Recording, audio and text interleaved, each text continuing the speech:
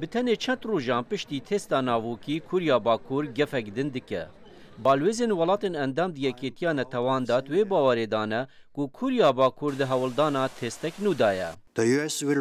امریکا د دستککی دی دیاریان جولاتی ما ور بگره چندی او بردوان به لسر آزراندنین شیطانه و هولدانین بی انجام بو بکار اینان گواشان لسر کمارا دموکراتیکا ملیا کوری.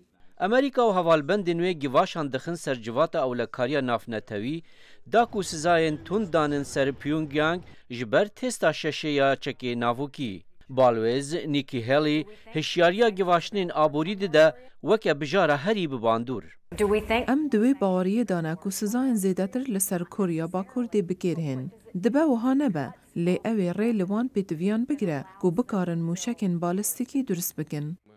همید گلدانینن جوانا سروک روسیا ولادیمیر پوتین او دانینا سزاین زیدتر وکه بسودی بناو دکه.